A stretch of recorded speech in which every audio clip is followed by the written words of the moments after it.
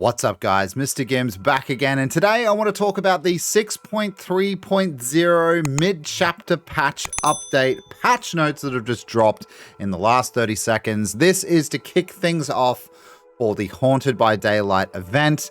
Obviously, this being the 11th today, we're just getting the mid-chapter itself, and then tomorrow it continues, and we're going to get cosmetics and all sorts of things, and then eventually the archives the day after. And yeah, it's a week full of jam-packed content. It's going to be cool. I'm really looking forward to it. I haven't read this. This is me going in fresh, so let's see what changes they made from the PTB to the live. Let's see how it goes. And remembering as well, guys, that they did send out a tweet and they've told us on numerous occasions this mid-chapter will not include the new Mori changes, and I assume the Unbreakable changes, because that's coming with that. So let's get into it, guys. Right, okay, features, options menu. Social and privacy options are now located in the online tab, so they're just shifting things around. Subtitle and colorblind options are now located in the accessibility tab, makes sense. The accessibility and online tabs are now available in the options menu, that makes sense. Trials will now be forced to end after 1 hour or 5 minutes after the endgame collapse has been triggered. That is absolutely massive. So, okay, that's really good, and that's really positive. Obviously, this is to, enforce that hackers can't hijack your game and then force you to DC. 1 hour is still a long time, and the reason why I care about that part is if it's a hacking team, they can just block the exit gate switches from the killer. So like normally you would just, if you kind of just given up on a match or you just want to trigger the endgame collapse, you can actually yourself, once the generators have been powered, click and just hit that exit gate switch, but they can actually just body block it, which has happened to me multiple times. So this point seems kind of mute because hackers are going to do everything they can to annoy you, and if they will find a way to annoy you, they'll certainly do it. So that just makes the rest kind of superfluous now, or 5 minutes after the endgame collapse has been triggered. Yeah, again, while good, but they can just block the exit gates. So I feel like they need to give this a little bit more time of day. I don't think this is going to be enough, and yeah, it's good to, it's moving, but yeah, move it more. Prestige catch-up. Characters who are level 50 and Prestige 0, 1, or 2 as of the 6.10 release will receive 2 bonus prestige levels as they have been prestiged. Updated on live build 7th October. Yeah, sweet. So yeah, some people might notice already that they've received some extra points in prestige with certain characters. I think that might have been a bug before this, but now we're going to be added prestige levels to your characters. So that's kind of cool. They're just a little bit of a catch-up. Flashlight adjustments. Oh lordy. Oh lordy. The flashlight click speed is now slower, so they have actually done that. The sound effect has been adjusted so it matches the new speed. Okay. To reduce strobing and the associated dangers regarding flash-induced seizures, flashlights now have a slight delay imposed between switching them on and off. Dev note. We are continuing to investigate the issues around the aiming angles required for flashlights since the PTB. Yeah, there was massive issues with aiming it. And while, again, I definitely agree this is a move in the right direction, they're trying to help, they're trying to alleviate people's health when they're playing the game, and I get that, but I don't like it. It doesn't feel good, and I think flashlights were fine personally, but obviously I'm not someone who suffers from seizures and things like that, so those people are going to be very thankful for this, and it's fine. Fair enough. Archives. Remove the press and hold interaction on challenge node. So now you can just click it like they were talking about, I think. Completed challenges now remain in the archives widget until either claimed or replaced. That's cool.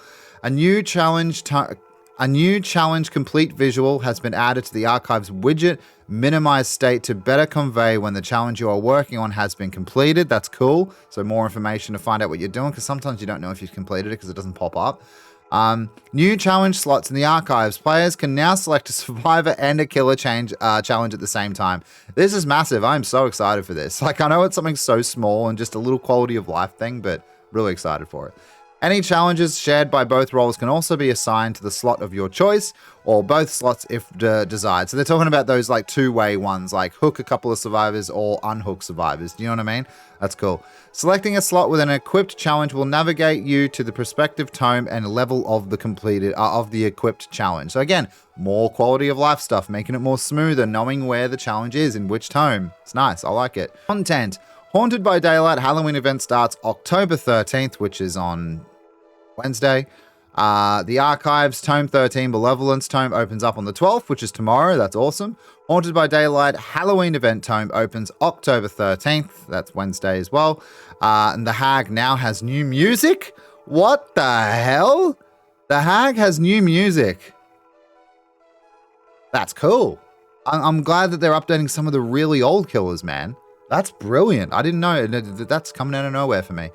Optimization, performance, and under-the-hood optimizations done to the Huntress, which again, that's a very vague sentence, so we have no idea what's going on. I know what optimization means, but in what area, how, what's it got to do with, don't know, we'll have to test it. Small improvements to animations and textures in Archives, cool. A lot of work being done in the Archives and Tome today. Optimizations done to animations and audio. Again, very vague. No idea what's going on with that, but still, okay. And there's an absolute flurry of bug fixes, as their mid-chapter patches have been as of late. It's quite jam-packed. If you want to pause the screen at any moment, that's fine, because that's how you're going to read it. I've glanced over it.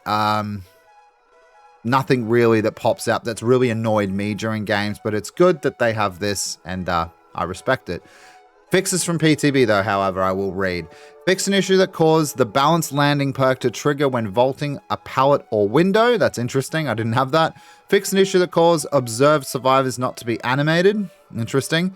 Fix an issue that caused the Spirit's husk to have no animation after a few minutes in the trial. Fix an issue that may cause some HUD icons not to be visible after switching to Victor when playing as the twins. Yeah, he's riddled with bugs, man. I don't get it. Fix an issue that caused the Huntress's walking animation to be missing when seen from TPV when charging or aiming the hatchet. Okay. Fix an issue that caused the Huntress's left hand to remain visible when looking up and down while having a hatchet charged. Okay. And then we got some known issues. I'm going to go through that as well. Female survivor arms snap unnaturally when interacting with the Nightmare's alarm clocks. He has a couple of animation glitches himself, like the infinite hand that you can have with Freddy. It's kind of funny. The flashbang perk allows survivors to stack up to 2 flashbangs. That was a bug. That's awesome. I wish you could have 2 flashbangs. Hex Lullaby does not shorten the time between the skill check's warning sound and the skill check. Okay, so they're just fixing that.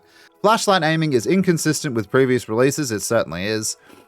User can be blocked on the splash screen if consents are revoked. Okay, that's the intro screen when you first get it. Some descriptions on the accessibility tab remain in English and have not yet been localized. There is a ghosting effect around the edges of the character's models and hair, although present everywhere. This is slightly more apparent during the trial and on other players' characters. Okay, we get it. Skeleton cosmetics for the Haunted by Daylight do not have the back portion of the skeleton showing. This will be rectified in the next hotfix. Okay, well, we can't see that yet, and they're the new cosmetics that we're talking about there with the survivors and the skull shirts, but that's just something that they're putting down for the next hotfix, and that will hopefully come out before the Halloween event. You would hope. I hope so. Hope so. But anyway, guys, that's it for today. Don't forget to like, share, and subscribe. Let us know what you think about this update, and I don't know. I mean, yeah, albeit it's a very small update in general, I guess. But it's a very, very, very busy week for behavior, and some of this is cool. I'm actually keen to get in and try the flashlights, just because I thought they were absolutely horrible in the PTB. And unfortunately, it's been dragged over to the live version, still horrible. So I can't get behind that. I'm not one of those people that can get behind that. So I guess we'll just have to wait and see, man. But yeah, let us know what you guys think. Hopefully this was helpful. I just wanted to push this out as soon as possible. I will see you tonight live on Twitch at 7 p.m. You can come on over. Links are in the description below. I'm also on Twitter and TikTok. Be sure to check those out. Yeah, and I hope you guys have an amazing afternoon. I'll see you in the next one.